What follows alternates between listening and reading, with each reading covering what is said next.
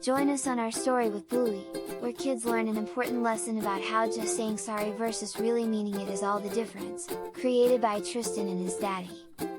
Have you ever said sorry, and it felt like the words just fell flat on the floor? Or maybe someone said sorry to you, and something still felt a little off inside? Today we're going to talk about one of the trickiest things kids, and even grown-ups, have to learn, what a real sorry actually is, and why the fake kind never quite does the job.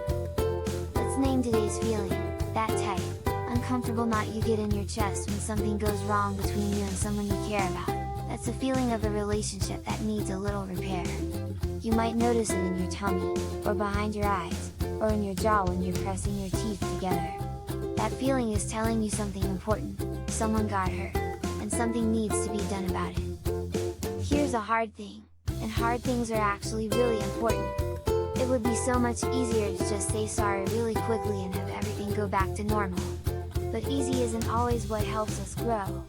When we rush through a sorry just to make the awkward feelings stop, we miss the most important part, actually understanding what happened. And if we don't understand it, how can we ever do it differently next time?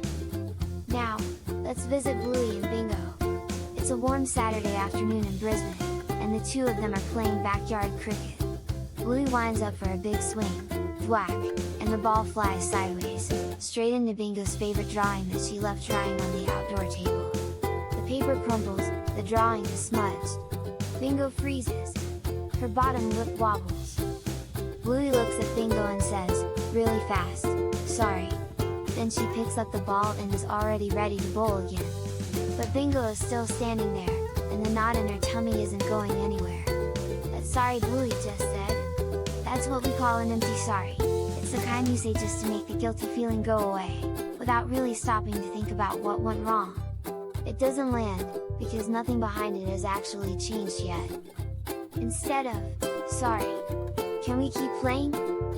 Try this, I'm really sorry, I didn't mean to hit your drawing. That was your thing and I messed it up. Are you okay?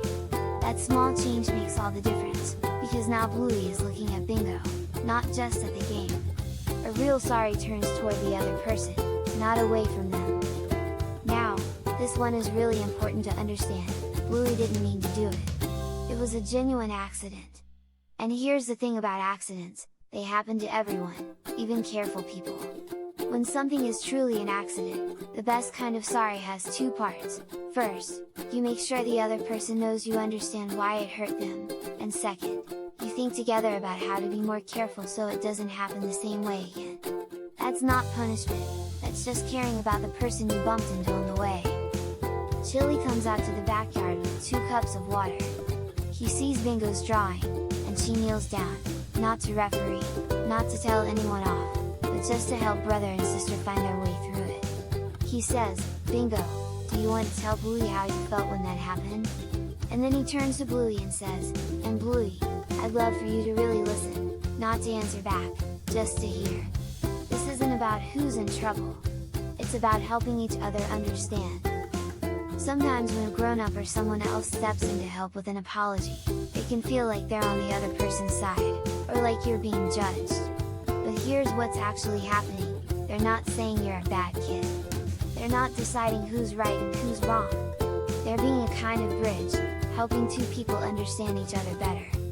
You don't have to agree with everything they say, but the best thing you can do is stay calm, breathe, and really consider what they're offering. That takes courage and kindness. Instead of, but I didn't even do anything wrong, it was an accident. Try this, I know it was an accident, but I can still see it upset you, and I actually do care about that. Those two things can both be true at the same time. It was an accident and it hurt.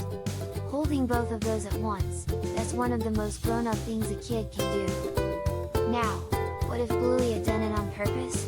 What if he got frustrated and threw the ball near Bingo's drawing on purpose, even a little bit? That's a different kind of sorry, because now we need to look not just at what happened, but at why.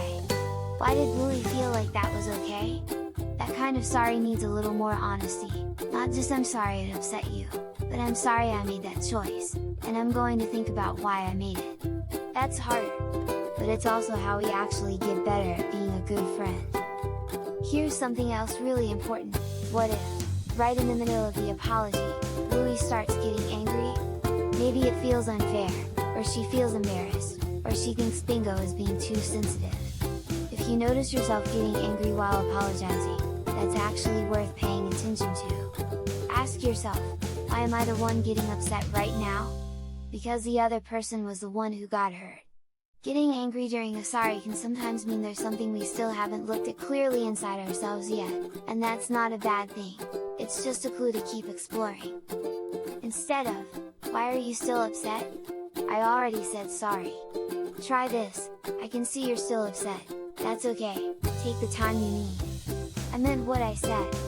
Because here's the truth, saying sorry doesn't always make everything feel better right away. The person who was hurt might need some time to sit with it, to process it, to feel heard before they feel ready to fully accept it. That's not them being difficult, that's them being honest. And the kindest thing you can do is give them that space with patience, not pressure.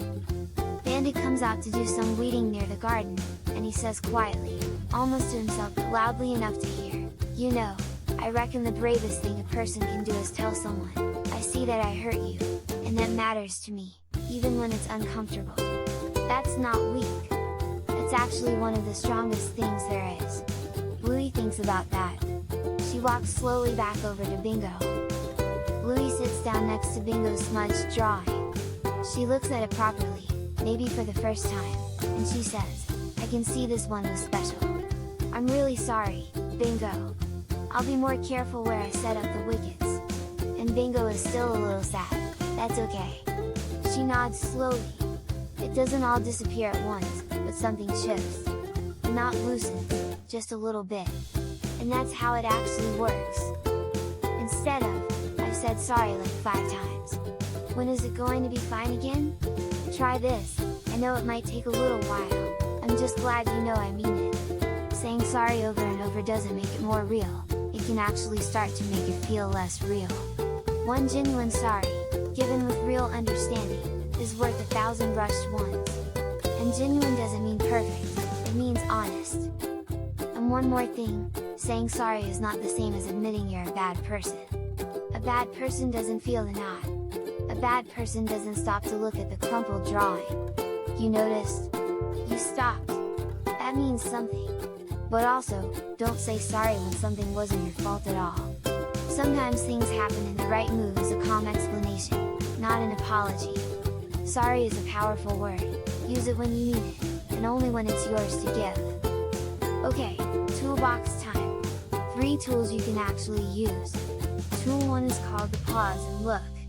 Before you say sorry, stop, just for 5 seconds, and actually look at the person who got hurt. What do you see? What do they need right now? That pause is where the real sorry starts. Tool 2 is called the understanding bridge. After you say sorry, add one sentence that shows you get it, something like, I know that was special to you, or I can see that really stung. That one sentence tells them you're sorry has something behind it. Tool 3 is called the forward promise. It doesn't have to be big, just one thing you'll actually try to do differently. I'll check where your stuff is before I swing next time. That's the part that turns a sorry into something that actually means something. Whenever you're in a sorry moment, whether you're the one giving it or the one waiting to receive it, remember, feel it. Name the tightness, the sting, the guilt. Name it. Is it embarrassment? Sadness? That rushing urge to just make it stop? Tame it. Breathe. Slow down. Look at the other person, really look. And try it. One honest sentence. One pause. One forward promise. You don't have to be perfect at this, nobody is. But every time you try, you become a little better at one of the most important things in the whole world, being someone people can trust with their feelings. Feel it. Name it. Tame it. Try it. You got this.